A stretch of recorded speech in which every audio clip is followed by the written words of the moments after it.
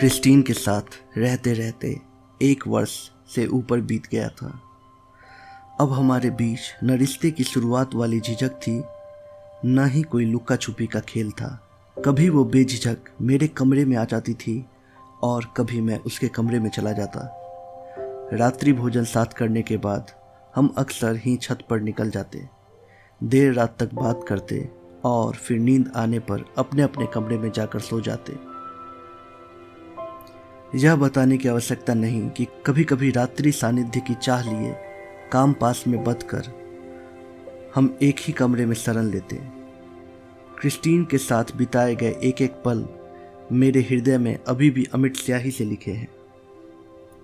मेरी कल्पना में आज जो क्रिस्टीन की छवि आती है, उसमें वो मुझे पेंसिल स्केच से बनाई हुई स्याह सुंदरी सी लगती है। हमारे दिन सुकून से कट रहे थे, पर ऐसे मौक़ों पर ईश्वर की असहिष्णुता प्रसिद्ध है। एक दिन क्रिस्टीन ने बताया कि उसकी तबीयत कुछ ठीक नहीं है, वो डॉक्टर को दिखाना चाहती है। कल रात से रह रहकर जी मिचला रहा है, 3 उल्टियाँ हो चुकी है। उसने मुझसे आकर कहा, चलो दिखा देते हैं डॉक्टर को। मैंने सामान्य होकर कहा। क्रिस्टीन के चेहरे पर चिंता की रेखा यथावत बनी रही। मैंने अपने ऑफिस में छुट्टी की सूचना भिजवा दी। डॉक्टर को दिखाने जाते वक्त रास्ते भर वो चुप ही बनी रही। मेरे पूछे गए सवालों का बस वो हाँ हूँ में जवाब देती रही। वो मुझे किसी लेडीज डॉक्टर के पास ले गई थी। क्रिस्टीन को अपने केबिन के अंदर लेकर डॉक्टर ने मुझे बाहर इंतजार करने को कहा। मैं अभी तक समझ नहीं पाया कि इतनी सामान्य सी तबीयत खराब होने पर क्रिस्टीन इतनी चिंतित क्यों है। कुछ देर बाद डॉक्टर के केबिन का दरवाज़ा खुला। एक नर्स ने इशारे से मुझे अंदर बुलाया। मैं डॉक्टर के सामने क्रिस्टीन की बगल वाली कुर्सी पर बैठ गया। गुड न्यूज़ है, ये प्रेग्नेंट है। वो लेडी डॉक्टर, जिसकी उम्र लगभग 45 वर्ष की होगी, उसने अपने चेहरे पर पेशेवर मुस्कान लाते हुए कहा। मैंने चौंक कर क्रिस्टीन की ओर देखा। उसका चेहरा फीका पड़ गया था।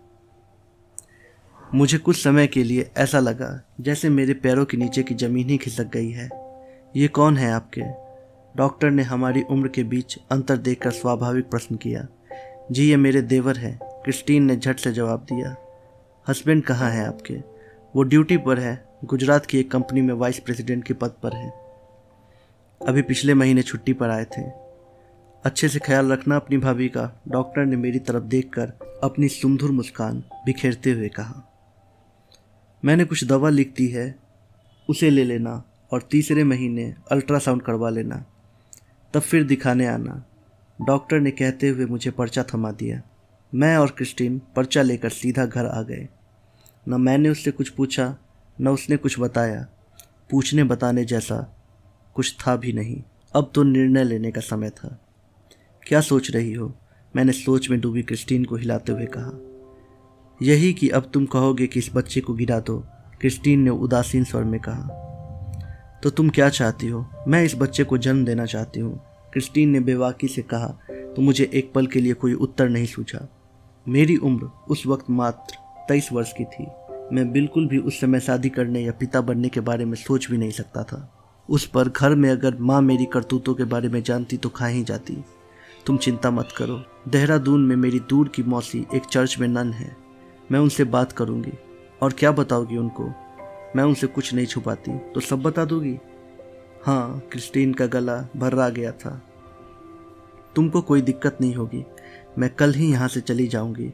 मौसी के पास रहते हुए मैं इस बच्चे को जन्म दूंगी और फिर वहीं कोई नौकरी कर लूँगी। क्यों कर रही हो ये सब? मैंने खींच कर कहा। देखो सोमेश, मुझे पता है कि कुछ समय बाद हमको अलग होना ही है। हमारा तुम्हारा रिश्ता हर तरीके से बेमेल है। मैं तुम पर किसी तरह का दबाव डालकर तुम्हारी ज़िंदगी बर्बाद नहीं करना चाहती। तुमको बहुत अच्छी लड़कियां मिल जाएंगी शादी के लिए, पर मेरी झोली में अगर भगवान ने ये खुशी डाली है तो ये मुझे सहेज लेने दो। और बच्चे को क्या बताओगी? मैं कुछ बोल दूंगी, कह दूंगी कि उसके पिता से मेरी नहीं बनी, हम अलग हो गए। फिर एक दिन जब वो समझने लायक हो जाएगी तो सब बता दूंगी। एक बार फिर सोच लो, मेरी नज़र में ये मूर्खतापूर्ण निर्णय होगा। नहीं, बच्चे को गिराना मूर्खतापूर्ण होगा। यहाँ स्कूल छोड़ोगी तो लिली नहीं पूछेगी?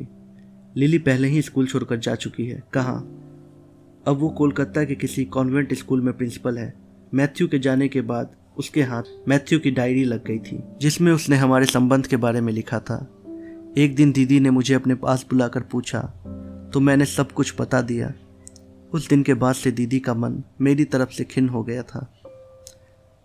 फिर एक दिन मौका मिलते ही वो कोलकाता के किसी कॉन्वेंट स्कूल निकल ली, जिससे कि रोज हमारा सामना न हो सके। ओह, मेरे मुंह से बस इतना निकला। क्रिस्टीन रोती चली जा रही थी और मैं उसको रोता छोड़कर अपने कमरे में आ गया। क्रिस्टीन अपने वादे की पक्की निकली। अगले दिन सुबह मेरे उठने से पहले वो जा चुकी थी। मैंने उसके कमरे पर ताला लटकता देखा और माथा पकड़कर वहीं बैठ गया।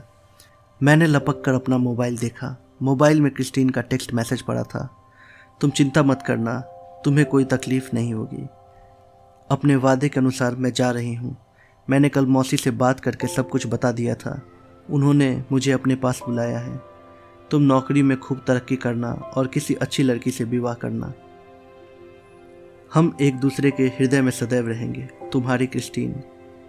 मैंने क्रिस्टीन को फ़ोन लगाया पर चेष्टा व्यर्थ थी। उसका फ़ोन स्विच ऑफ था। अब बंद करो अपना लैपटॉप, ऑफिस में भी काम और घर में भी काम, अर्चना ने खींच कर कहा तो मैंने लैपटॉप बंद कर दिया।